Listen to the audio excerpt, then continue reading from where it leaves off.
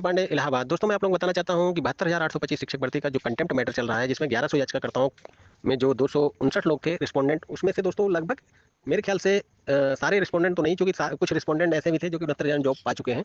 लेकिन काफ़ी रिस्पोंडेंट जो है एक साथ जो है जैसे कि कंटेम्प्ट डाले थे अलग अलग रेटों के माध्यम से दोस्तों। उसके बाद दोस्तों 24 फरवरी वाले और 580 मैटर हुआ, अन्य लोग जो है कंटेम्प्ट पिटीशन के जरिए वहाँ पर जो है जुड़े और सब पर नोटिस इशू हुई। दोस्तों पिछली सुनवाई में जैसा कि आप लोग जानते हैं कि हम लोग सक्रिय होकर जिस तरह से उस पर सुनवाई हुई दोस्तों, कई तारीख से सुनवाई नहीं हो पा रही थी, मेंशन कराया गया, मेंशन होने के बाद जो है इस पर सुनवाई हुई दोस्तों। और जो दोस्तों सुनवाई होने के बाद इस पर जो है जैसा कि जस्टिस संजय करोल और जस्टिस मनोज मिश्रा ने सुनवाई की और उन्होंने सारे अंतरिम आर्डर पर जो है एक लिबर्टी दे दी कि सभी लोग कंटेम्प्ट दाखिल करिए। दोस्तों जस्टिस संजय करोल ने ये आश्चर्य व्यक्त किया कि लगभग 4-5 हज़ार लोग आईए के माध्यम से जुड़े हैं और ये कंटेम्प्ट मतलब कंटेंट में आईए के माध्यम से जुड़े हैं और इनका अनुपालन नहीं किया गया। उन्होंने कहा कि आखिर जब विभिन्न अंतरिम आर्डर से 66,655 की भर्ती हो गई है, गवर्नमेंट ने जैसा एफिडेविट में दिया है, तो आखिर जब विभिन्न अंतरिम आर्डर से इतनी भर्ती हो गई तो ये बच्चे आ कहाँ से रहे हैं कि इनको ये मतलब इसका मतलब ये नियुक्ति नहीं पाए हैं। तब उन्होंने कहा कि हम एक एक आर्डर को परखेंगे, एक एक आर्डर को एग्जामिन करेंगे कि आखिर गवर्नमेंट ने किन किन आर्डर को माना और किसको नहीं माना। तो दोस्तों निश्चित रूप से लिबर्टी देने के बाद, क्योंकि देखिए कोई भी आर्डर होता है उसका अनुपालन 1 साल के अंदर यदि नहीं हुआ तो आप उसको जो है 1 साल के अंदर कंटेम्प्ट दाखिल करेंगे, तभी जो है आप मेंटेनेबल होगा। लेकिन दोस्तों ये 6-7 साल बाद मेंटेनेबल हो रहा है, उसका कारण है कि सुप्रीम कोर्ट ने खुद लिबर्टी दिया है कि सारे लोग कंटेम्प्ट दाखिल करिए और उन्होंने आईए को, सारे आईए को निस्तारित कर दिया। तो दोस्तों एक रास्ता खुल गया, एक विंडो खुल गया है कि सारे जो अंतरिम आदेश हुए थे, चाहे 12,091 का हुआ था, 1100 याचिकाकर्ताओं का हुआ था जो बचे हुए लोग हैं, या फिर 580 मैटर का हुआ था, या फिर जो है 24 फरवरी का हुआ था, या फिर 90-105 का हुआ था, इन सारे मैटर पर अलग अलग और वो आर्डर आर्डर का जो है वो लाइन इसमें अपने पिटिशन में कोड करना होगा, कोर्ट को दिखाना होगा कि ये आर्डर था और इसके हम लाभार्थी थे और इसको जो है इन्होंने अनुपालन नहीं किया। ये आर्डर में जैसा कि कोर्ट ने लिखा भी है कि आपको जो है याचिका फाइल करते समय ये चीज़ें दिखानी होंगी कि आप किस आर्डर के लाभार्थी हैं और अनुपालन नहीं हुआ। निश्चित रूप से दोस्तों जस्टिस संजय करोल सारे मामले पर विचार करके एक एक आर्डर को उन्होंने कहा कि एग्जामिन करेंगे। अब 23 मई को डेट लगी है, 23 मई को सुप्रीम कोर्ट की लास्ट वर्किंग डे है दोस्तों। इसके बाद समर वेकेशन चालू हो जाएगा, जुलाई सेकंड वीक में फिर मैटर मतलब वो खुलेगा, कोर्ट खुलेगा।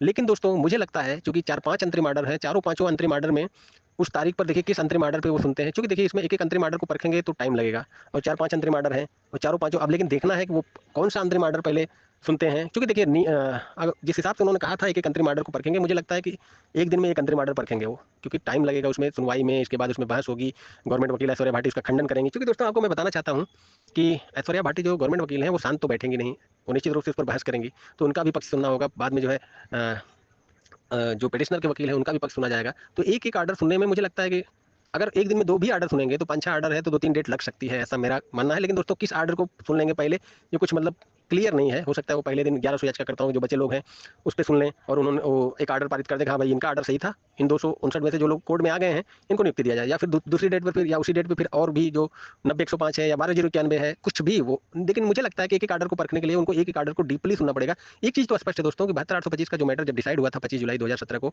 तो मैटर इतना दोस्तों असंतोष था याचिकाकर्ताओं में या फिर 72,825 के अभ्यर्थियों में, तो उस मैटर आमतौर पर सुप्रीम कोर्ट से कोई मैटर डिसाइड होता है तो मैटर एकदम शांत हो जाता है, क्योंकि सुप्रीम कोर्ट सर्वोच्च न्यायालय है, सबसे बड़ी न्यायालय है, उसके बाद कोई भी मामला कहीं नहीं जाता है, क्योंकि सुप्रीम कोर्ट के बाद कोई नहीं जाता है।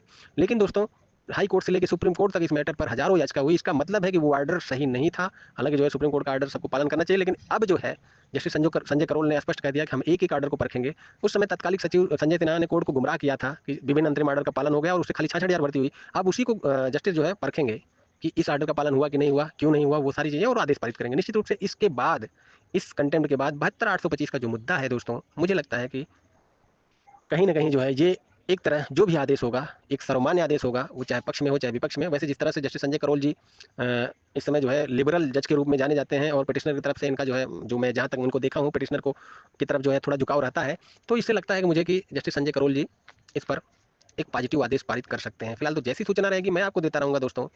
23 तारीख को मैं भी सुप्रीम कोर्ट का हिस्सा रहूंगा। पिछली सुनवाई पर मैं सुप्रीम कोर्ट के बहस का हिस्सा था, ऑर्डर शीट में मेरा नाम भी है दोस्तों, आप देख सकते हैं, विनय कुमार पांडे एडवोकेट। और निश्चित रूप से दोस्तों 23 तारीख वाली डेट में भी मैं उपस्थित रहूंगा और आपको सबसे पहले सबसे अथेंटिक सूचना सबसे सटीक विश्लेषण के साथ इसी यूट्यूब चैनल पर मिलेगा। जितने भी लोग दोस्तों अंतरिम आर्डर के लाभार्थी हैं वो याचिका करता मतलब कंटेंट पिटिशन में याचिका बन जाए, क्योंकि दोस्तों कुछ कहा नहीं जा सकता है, इतना पुराना मैटर है, इसमें जो है याचिकाकर्ताओं को रिलीफ मिल जाए कुछ कहा नहीं जा सकता है। तो दोस्तों निश्चित रूप से जिन लोगों के पास, दोस्तों एक चीज़ मैं बता दूं, हमारे साथ भी 24 फरवरी में काफ़ी लोग जुड़े थे और 24 फरवरी में लगभग हमारी याचिका जो थी 1,075 लोगों की, इसके अलावा 2-3 छोटी-छोटी याचिकाएँ थी। 24 फरवरी की जब याचिकाएँ पड़ी थी दोस्तों, तो काफ़ी लोग हमें फ़ोन भी कर रहे हैं। दोस्तों फ़ोन इस समय मैं किसी का उठा नहीं रहा हूँ। यदि कोई भी हमसे जो है जानकारी लेना चाहता है तो हमारे व्हाट्सअप नंबर 9161180404 पर व्हाट्सअप मैसेज के जरिए ही आप जानकारी लीजिए। देखिए, जो भी लोग थे हमारे साथ जुड़े थे, अब उनको अगर कोई डिटेल चाहिए, देखिए इतना पुराना मैटर हो गया है, तो कुछ लोगों के पास पीडीएफ वगैरह उस समय मैंने सब मतलब उस समय तो सबको दिखाई थी, सबको भेजा भी था। लेकिन जो है इस समय अगर आप हमारे पास फ़ोन कर रहे हैं सिर्फ ये लेने के लिए, तो निश्चित रूप से दोस्तों मेरे पास इतना टाइम नहीं है कि मैं आपको सबको जो है एक-एक लोगों को दूँ। और आप जो है हमारे साथ व्हाट्सएप नंबर पर मैसेज करके इससे संबंधित जानकारी ले सकते हैं। चूँकि दोस्तों अगर आप देखिए कंटेंट पर्सन डाल रहे हैं, तो उसमें जो है जो लोग 90-105 की क्राइटेरिया पूरा कर रहे हैं, उनके लिए तो मुझे लगता है कि वो पुरानी डिटेल की ज़रूरत ही नहीं है, क्योंकि वो जनरल आदेश था। जनरल आदेश था और जनरल आदेश के तहत आप जो है चूँकि 90-105 सबकी काउंसलिंग हुई थी, तो उस पर सारे लोग जो 90-105 में है वो काउंसलिंग मतलब वो कंटेम्प्ट कर सकते हैं दोस्तों। आप लोग उसके लिए चिंता मत करिए, जो 90-105 हाँ, जो 90-105 से बिलो हैं उनको थोड़ा-सा दिखाना पड़ेगा कोर्ट में कि हाँ, हम 24 फरवरी के याची थे और इस याचिका नंबर में, तो वो लोग ऐसा कर सकते हैं। लेकिन 90-105 एक जनरल आदेश था, 12/091 एक जनरल आदेश था। इसके अलावा दोस्तों ये सारी चीज़ें इन लोगों की, तो आपको सिर्फ यही मेंशन करना है कि हम जो है इस तारीख की डेट के ऑर्डर के लाभार्थी थे, काउंसलिंग कराए थे और हमको जो है नियुक्ति नहीं मिली। बाकी जो 24 फरवरी वाले हैं, 580 वाले हैं, ये सारे लोग जो है थोड़ा बहुत उसको ऑर्डर मेंशन करना होगा कि हम इसमें थे, इतने नंबर पे थे, ये सारी चीज़ें मेंशन कर सकते हैं। फिलहाल तो दोस्तों जैसी सूचनाएँ रहेंगी मैं आपको देता रहूँगा। जो 72,825 शिक्षक भर्ती से संबंधित कोई भी सूचना के लिए आप हमारे व्हाट्सएप नंबर 9161180404 पर व्हाट्सएप मैसेज के ही जरिए जो है जानकारी लीजिए। कृपया करके फ़ोन कॉल ना करिए। दिन भर में 150 200 कॉल आती है, मैं उठा नहीं रहा हूँ, क्योंकि हाई कोर्ट में भी मेरी प्रैक्टिस है दोस्तों, तो मैं भी हाई कोर्ट का भी काम देखता रहता हूँ और दिन भर में बिजी रहता हूँ। शाम 7-8 बजे के बाद जो है खाली रहता हूँ। तो इसलिए दोस्तों आप व्हाट्सएप मैसेज कभी भी करेंगे, जैसे अगर मान लो दोपहर में 1 बजे 2 बजे लंच रहती है, उस समय करेंगे तो मैं जवाब दे सकता हूँ, या फिर आप 10-11 बजे जब भी मैसेज करेंगे, मैं जब देखूँगा तो आपको जवाब दे दूँगा। तो निश्चित रूप से आपको पूरी जानकारी दूँगा व्हाट्सएप के ही ज़रिए। आप लोग किसी भी तरह की अगर हमसे जो है जानकारी लेना चाहते हैं इस भर्ती से संबंधित, तो आप हमारे व्हाट्सएप नंबर पे ही संपर्क करें 9161180404 पर।